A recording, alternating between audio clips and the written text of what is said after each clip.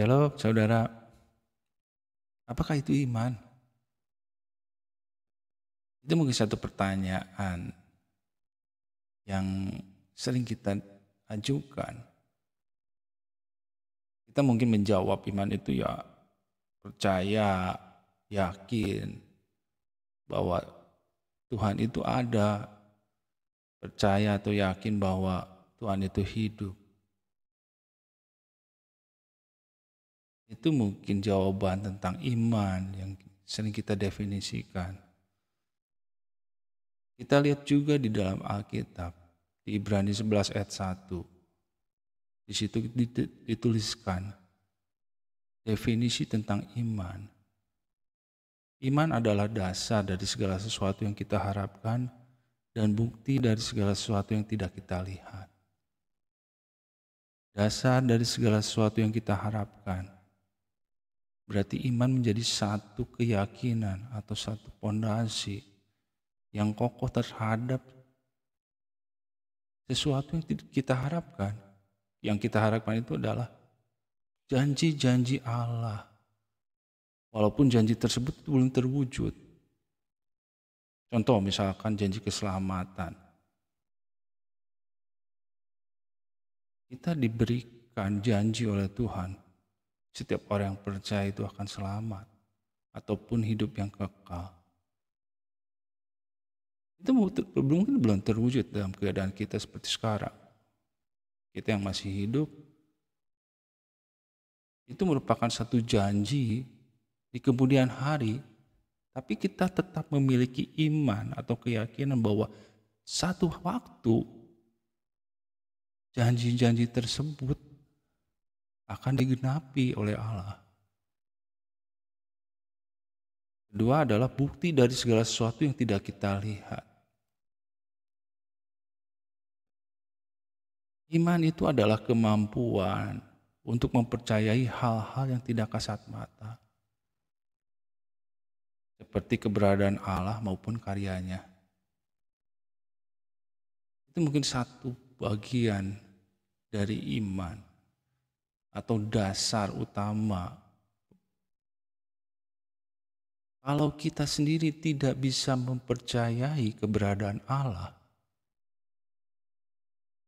bahwa Allah itu ada, Allah itu hidup, Allah itu adalah suatu pribadi,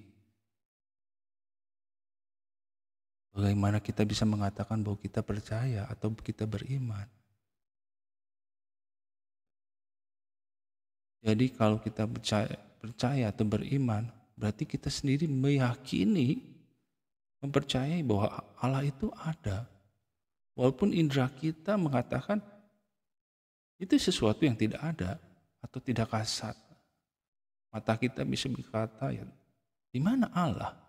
Kita tidak bisa melihatnya. Akan tetapi dengan adanya iman, itu memampukan kita bahwa kita bisa mempercayai sesuatu yang tidak kasat atau tidak kita bisa lihat. Iman bekerja di dalam hati. Kita bicara tentang hati. Hati itu adalah pusat dari kehidupan manusia. Hati adalah perasaan, emosi yang ada dalam diri kita, kehendak atau motivasi, bahkan hikmat atau moralitas manusia yang ada di dalam kita. Itu semua memancarkan kehidupan kita sebagai manusia. Kita lihat di Amsal 4 ayat 23. Iman bekerja di dalam hati kita. Jadi bekerja di dalam pusat kehidupan kita. Percaya dengan segenap hati. Di Amsal 3 ayat 5 dikatakan, percayalah kepada Tuhan dengan segenap hatimu. Dan janganlah bersandar kepada pengertianmu sendiri. Percaya dengan segenap hati, hati-hati juga dengan pikiran atau rasionalitas kita. Karena kalau kita berbicara tentang pikiran atau rasio kita bicara tentang logika, rasio atau nalar kita, itu bisa mengelabui kita.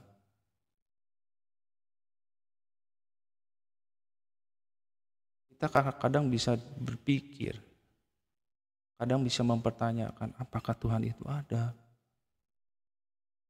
Karena rasio kita melihat bahwa apakah indera kita bisa merasakannya, bisa melihat atau bisa mendengar.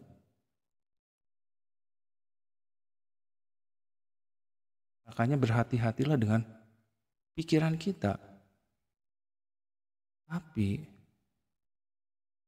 karena iman bekerja di dalam hati, hati itulah yang akan menguatkan bahwa kita bisa percaya. Hati itulah yang bisa membuat kita tetap yakin bahwa apa yang kita yakini itu benar-benar ada. Hati juga adalah sebagai wadah untuk iman kita. Kita lihat di Roma 10 ayat 10. Karena dengan hati orang percaya dan dibenarkan. Dan dengan mulut orang mengaku dan diselamatkan. Karena dengan hati yang merupakan wadah dari iman yang Tuhan anugerahkan. Itulah hati yang menyebabkan kita bisa menerima iman tersebut.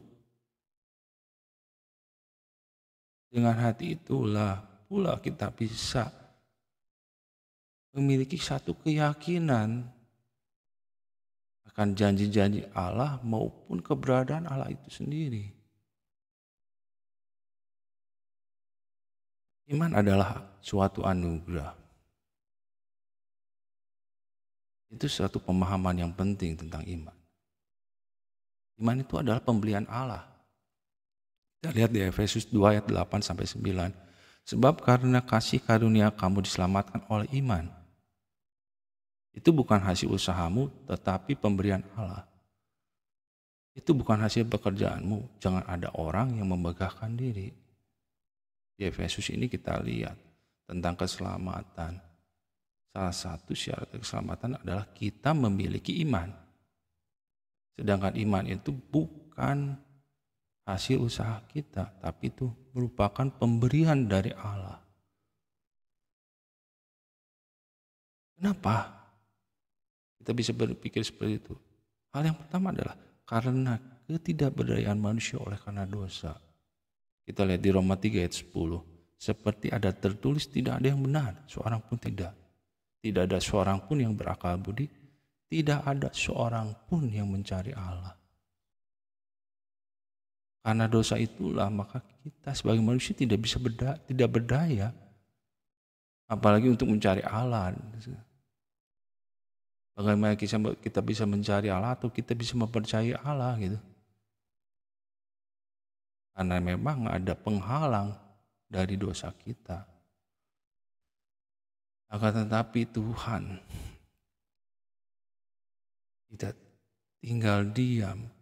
Tuhan memberikan Roh Kudus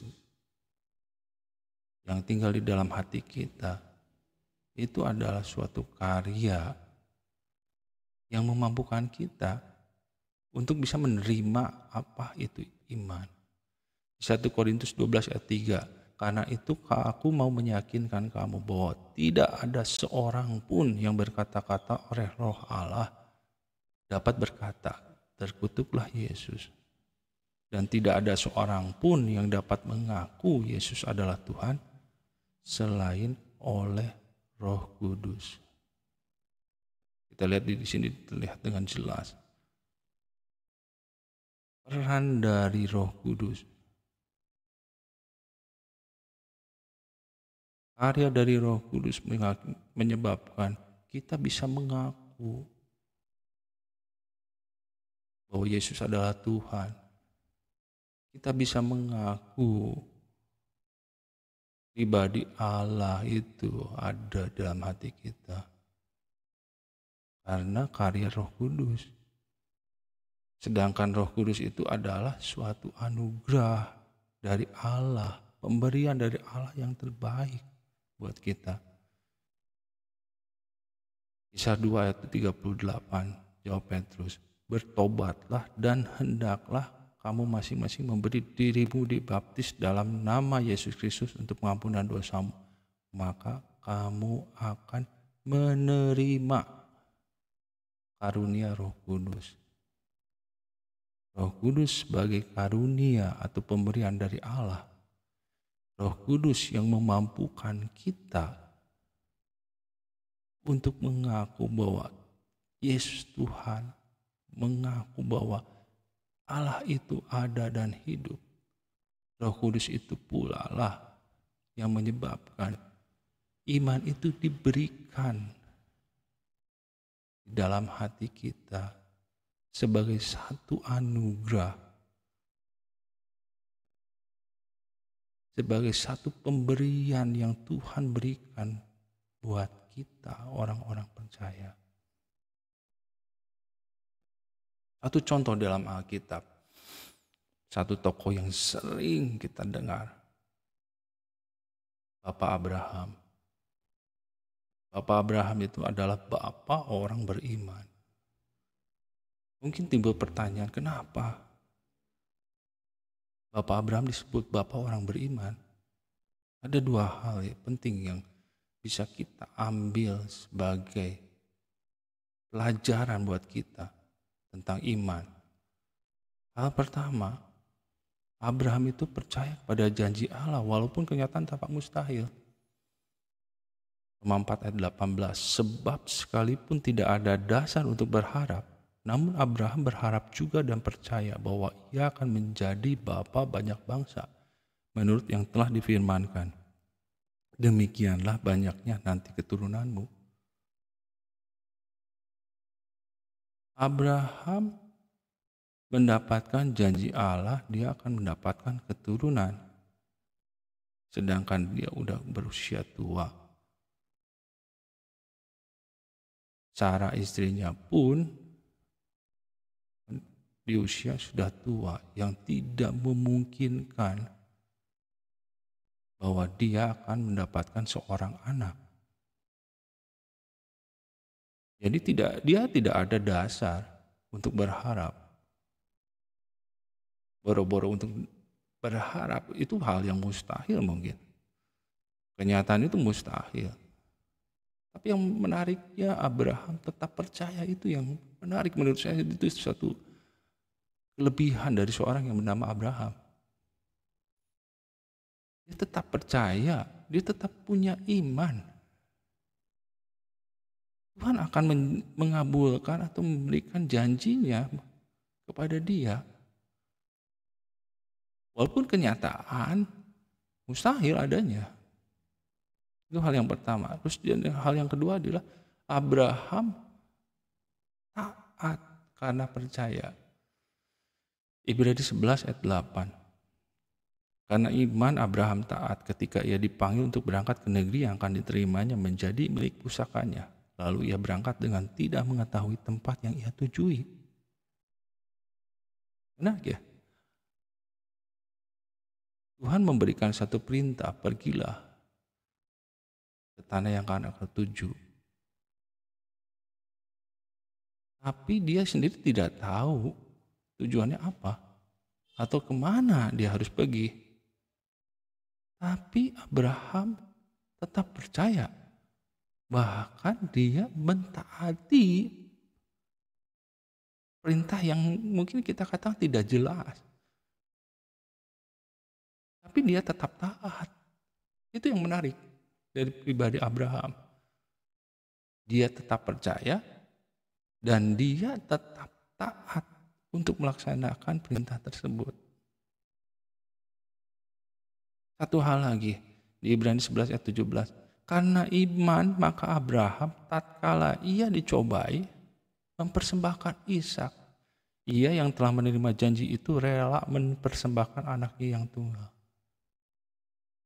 Ini ketaatan Abraham yang patut kita acungkan jempol di sini. Dia tetap percaya pada Tuhan. Dan dia tetap taat. tetap taat akan perintah Tuhan bahwa dia harus mempersembahkan Ishak kepada Tuhan. Ketaatan yang sempurna menurut saya, walaupun dia tahu dia mengasihi anaknya yang tunggal ini, tentu pasti dia mengasihi anaknya ini, akan tetapi dia lebih mengutamakan ketaatan dia kepada Allah. Dia lebih takut akan Allah. Dia juga lebih mengasihi Allah dibandingkan kasihnya dia kepada anaknya. Jadi di atas semuanya ini, tetap kasih kita kepada Allah atau pribadi Allah inilah yang menjadi tujuan utama. Iman memang menjadi satu sarana buat kita, bahwa kita percaya pada keberadaan Tuhan, percaya akan janji-janji Tuhan. Namun di atas semuanya ini, tetap kasih kita kepada Allah, pengenalan kita kepada Allah, pribadi antar pribadi, itulah yang terutama. Itu juga yang mungkin bisa memberi kekuatan buat kita. Jika Allah tetap bersama dengan kita, itu yang terindah. Terima kasih Tuhan Yesus memberkati kita semua. Amin.